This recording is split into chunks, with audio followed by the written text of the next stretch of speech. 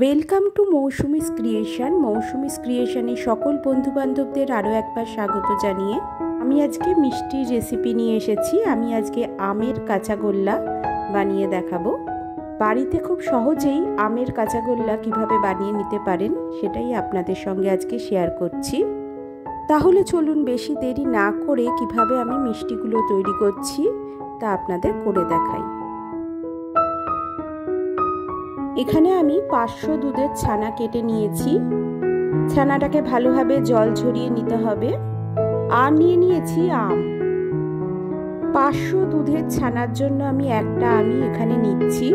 আমটাকে ছাড়িয়ে আমের পাল্প বার করে নেব। এখানে আমি আমের খোসাটা ছাড়িয়ে নিয়েছি। আমের পাল্পটা বার করে নেব হাতের সাহায্যে। আর মিক্সিতে একবার ভালোভাবে গ্রাইন্ড করে নিচ্ছি। আমি আমের পাল্পটাকে মিক্সার গ্রাইন্ডারে একবার গ্রাইন্ড করে নিয়েছি, কোনো রকম জল না দিয়ে। গ্যাস ওভেন অন করে কড়াই বসিয়ে দিয়েছি। কড়াইতে আমি 1 চামচের মতো ঘি নিয়ে নিচ্ছি। ঘিটা ভালোভাবে মেল্ট হয়ে এলে আমি দিয়ে দিচ্ছি ছানাটা। আমি এখানে পুরো ছানাটা দিচ্ছি না, অল্প একটু সামান্য ছানা রেখে দিয়েছি।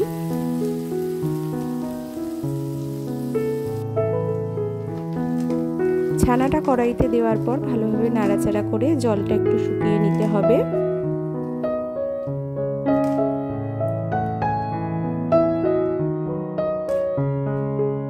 আমি এখানে 1 বাটির মতো গুঁড়ো দুধ দিয়ে দিচ্ছি।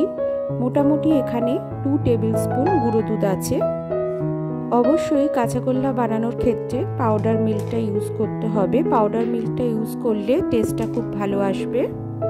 এখানে আলাদা করে কোনো চিনির ইউজ আমি করব না, কারণ পাউডার মিল্কে একটু মিষ্টি থাকে আর আমে তো মিষ্টি আছে, সেই জন্য আলাদা করে কোনো সুগার ইউজ হবে না। আমি এখানে আরও 2 টেবিল স্পুন গুঁড়ো দুধ ইউজ করছি, দিয়ে আবারও নাড়াচাড়া করে নিচ্ছি।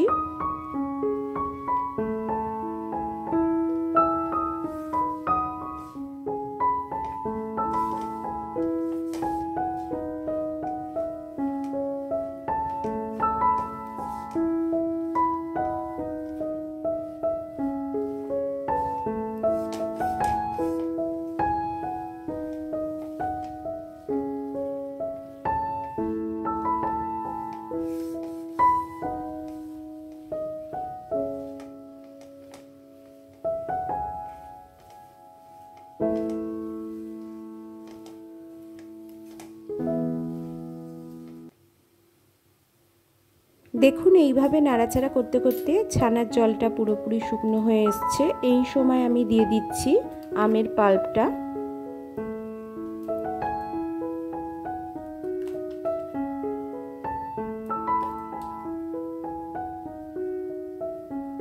আমের পাল্পটা দেওয়ার পর ভালোভাবে আবারও নাড়াচাড়া করে নিতে হবে।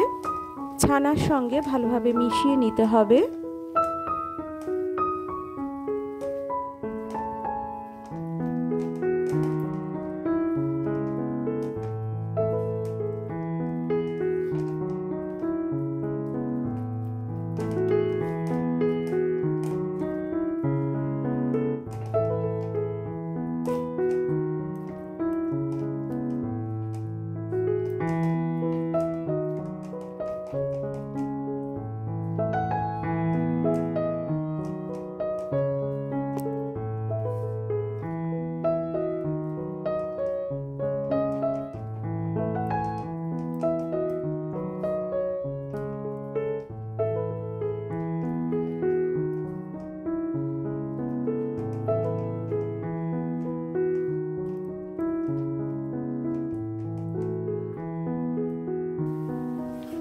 মোটামুটি 10-15 মিনিট এইভাবে নাড়াচাড়া করতে হবে। নাড়াচাড়া করতে করতে একেবারে শুকনো হয়ে আসবে, আপনারা বুঝতেই পারবেন। যখন জলটা একেবারে শুকনো হয়ে আসবে সেই সময় আমাদের রেডি হয়ে যাবে কাঁচাগোল্লার মিশ্রণটা। দেখবেন কড়া থেকে সম্পূর্ণভাবে উঠে আসবে এইভাবে। এই মিশ্রণটা তৈরির সময় আমাদের লো ফ্লেমে রাখতে হবে গ্যাসটা।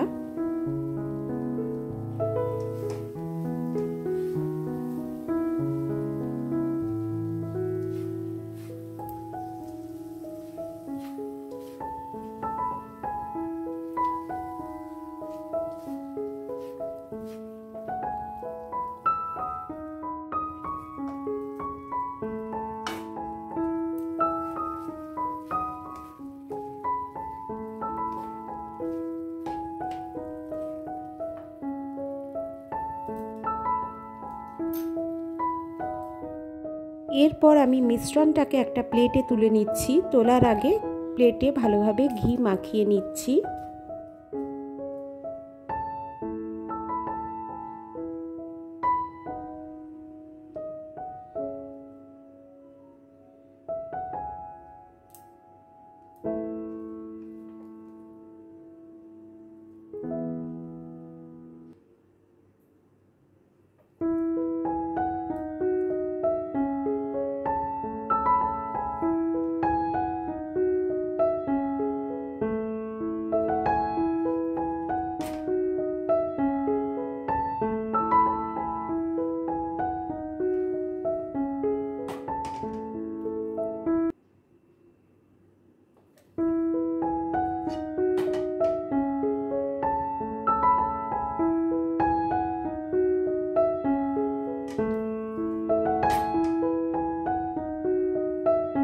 মিশ্রণটাকে গরম অবস্থায় তুলে কাঁচাগোল্লা পাকানো যাবে না, অবশ্যই সেটাকে একটু ঠান্ডা করতে দিতে হবে। আমি ঠান্ডা হওয়ার জন্য কিছুক্ষণ রেখে দিলাম। তারপরে আমি দিয়ে দিচ্ছি তাতে সামান্য একটু গুঁড়ো দুধ। আমি এখানে 2 টেবিল স্পুনের মতো গুঁড়ো দুধ ইউজ করছি।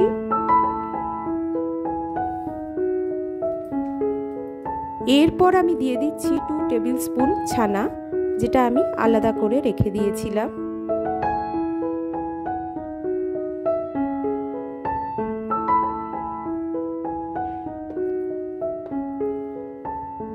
সব কিছু দিয়ে আমাদের ভালোভাবে মেখে নিতে হবে।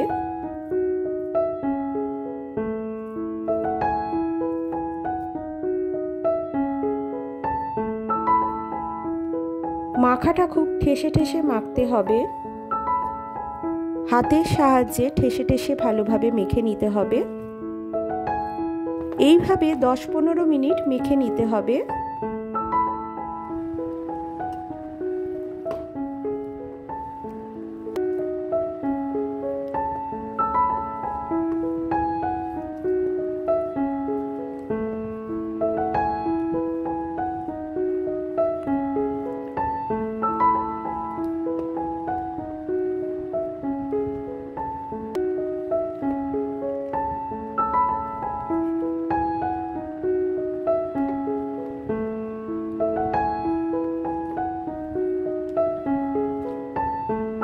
তারপর এক হাতে একটু ঘি মাখিয়ে নিয়ে এইভাবে আমাদের কাঁচাগোল্লা তৈরি করে নিতে হবে। যেমনভাবে লাড্ডু তৈরি করে সেই একই পদ্ধতিতে তৈরি করে নিতে হবে। তারপর এক একটা গোল্লাকে আমি অল্প করে গুঁড়ো দুধে মাখিয়ে তারপরে প্লেটে সাজিয়ে নিচ্ছি।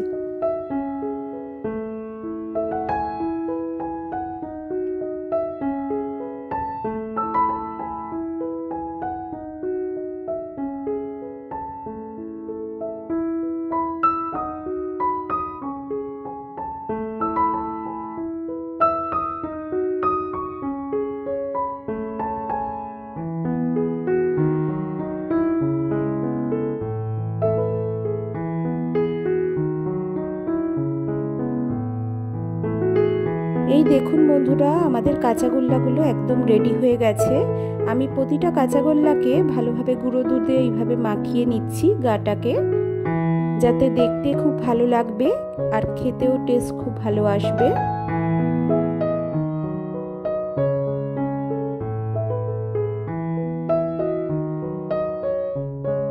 এইভাবে খুব সহজ পদ্ধতিতে আমি পাকা আমের কাঁচাগোল্লা তৈরি করে ফেললাম। বাড়িতে এইভাবে পাকা আমের কাঁচাগোল্লা খুব সহজ পদ্ধতিতে তৈরি করে নিতে পারেন। বাড়িতে কোনো অতিথি এলে এইভাবে আপনারা মিষ্টি তৈরি করে আপ্যায়ন করতে পারেন। খেতেও খুব সুন্দর হয়েছিল। এইভাবে অবশ্যই একবার করে খাবেন বন্ধুরা, আশা করছি ভালো লাগবে।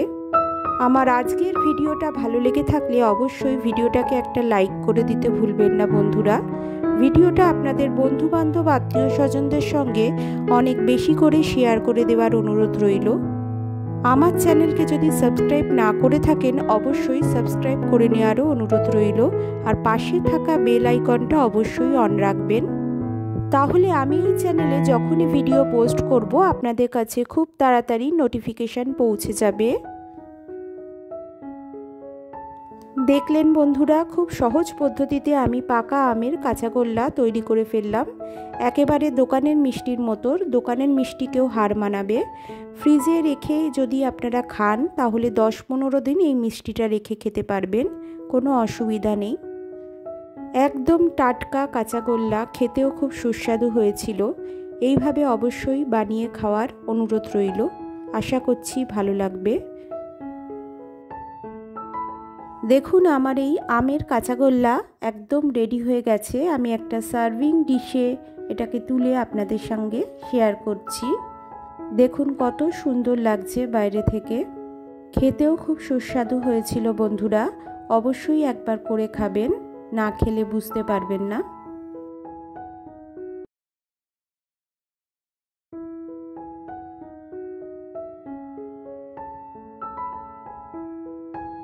আমি একটা মিষ্টি আপনাদের ভেঙে দেখাচ্ছি। যেমনি সুন্দর বাইরে থেকে হয়েছে, ভেতর থেকেও সেরকম খুব নরম, খুব সফট মিষ্টি। এই দেখুন বন্ধুরা, ভেতরটা কত সফট। এই মিষ্টিটা আপনারা বাড়িতে বানিয়ে 10-15 দিন ফ্রিজে রেখে খেতে পারবেন।